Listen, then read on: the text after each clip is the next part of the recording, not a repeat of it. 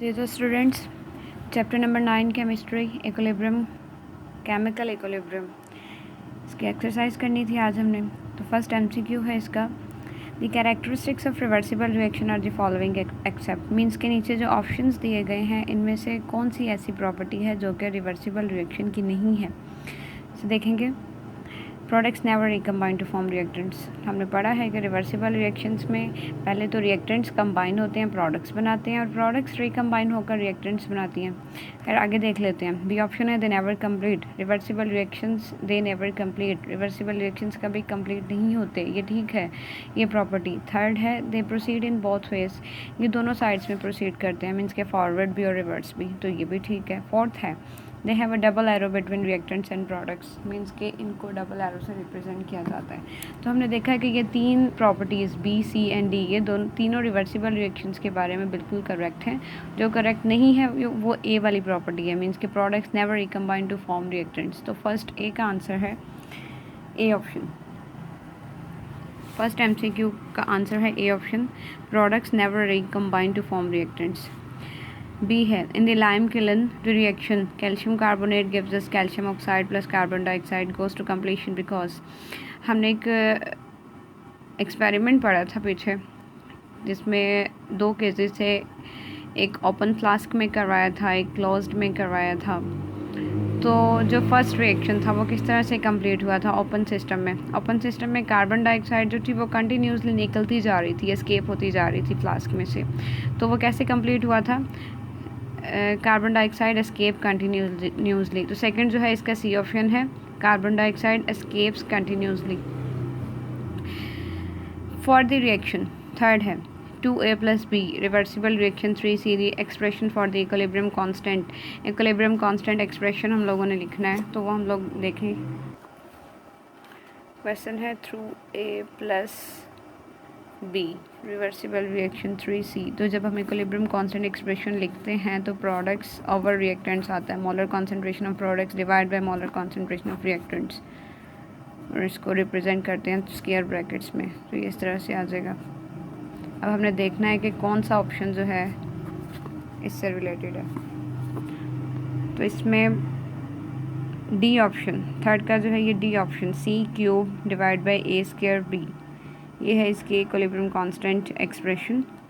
Fourth है one A system is at equilibrium state the concentration of reactants and products become equal, the opposing reactions forward and reverse stop, the rate of the reverse reaction becomes very low, the rate of forward and reverse reactions become equal. जब कोई भी reaction equilibrium state में होता है तो forward और reverse reactions के जो रेट हैं वो इक्वल हो जाते हैं। तो इसका फोर्थ का है डी ऑप्शन।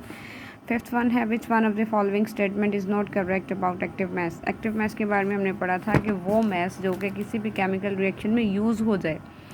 तो कौन सी स्टेटमेंट इसमें एक्टिव मैस के बारे में ठीक नहीं है। फर्स्ट है rate of reaction is directly proportional to active mass. Second है active mass is taken in molar concentration. Third है active mass is represented by square bracket. Fourth one active mass means total mass of substances. Means के हमने कहा था कि active mass सिर्फ वो होता है जो कि किसी भी रिएक्शन में पार्टिसिपेट करे, लेकिन डी ऑप्शन जो है इसमें लिखा हुआ है कि टोटल मैस नहीं होता, बल्कि वो मैस होता है जो कि उसमें पार्ट लेता है, उसमें टेक पार्ट करता है, पार्टिसिपेट करता है। तो डी इसका आंसर है। 5 जो है इसका डी आंसर है। 6 है when the magnitude of KC is very large it indicates. हम लोगों ने एक्सटेंट ऑफ रिएक्शन में पढ़ा कि जब केसी की वैल्यू बहुत लार्ज होगी तो इसका क्या मतलब है। Reaction mixture consist of almost all the products. जी यही है कि जब केसी की वैल्यू बहुत ज़्यादा लार्ज होगी तो इसका मतलब है कि रिएक्शन जो है वो ऑलमोस्ट कंप्लीट हो चुका है, प्रोडक्ट्स जो हैं वो ऑलमोस्ट बन चुकी हैं और रिएक्टेंट्स जो हैं वो नेग्लिजिबल हैं। तो 6 का है ए ऑप्शन। 7 है when the magnitude of KC is very small it indicates. Extent of reaction में जो सेकेंड केस था वो ये था कि जब केसी की वैल्यू बहुत ज़्यादा छोटी हो तो क्या होता है, equilibrium will never establish. Equilibrium तो इस्टेब्लिश होता है, all reactants will be converted to products. क्या तमाम रिएक्टेंट्स जो हैं वो प्रोडक्ट्स में चेंज हो जाते हैं। सी है reactions will go to completion, reaction जो है वो कंप्लीट हो जाता है नहीं। डी जो है ये the amount of product is negligible. Yes, जब केसी की वैल्यू बहुत स्मॉल होती है तो प्रोडक्ट्स जो हैं उनकी कॉन्सेंट्रेशन नेग्लिजिबल होती है, ना होने के बराबर होती है। 7 का है डी ऑप्शन।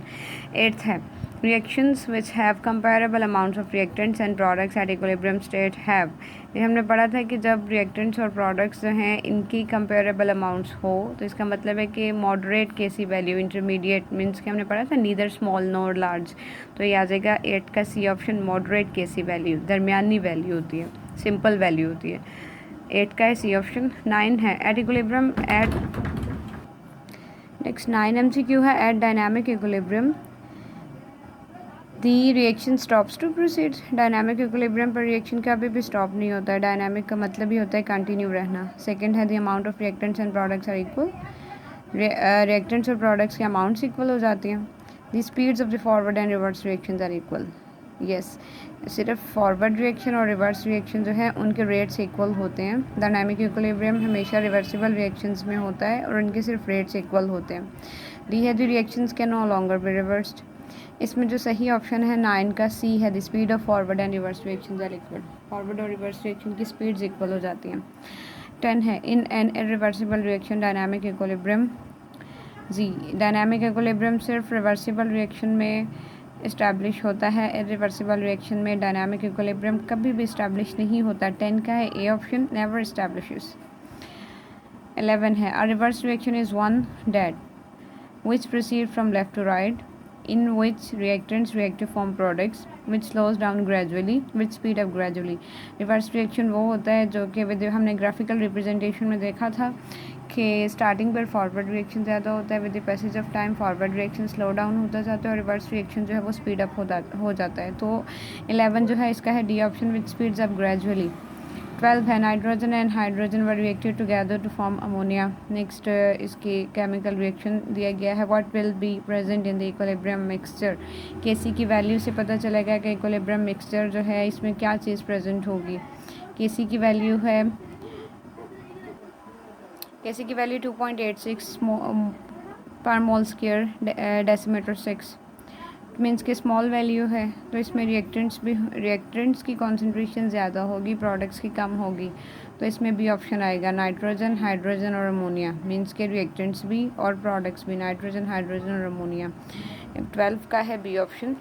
13 है for a reaction between phosphorus trichloride and chlorine to form phosphorus pentachloride, the units of KCr।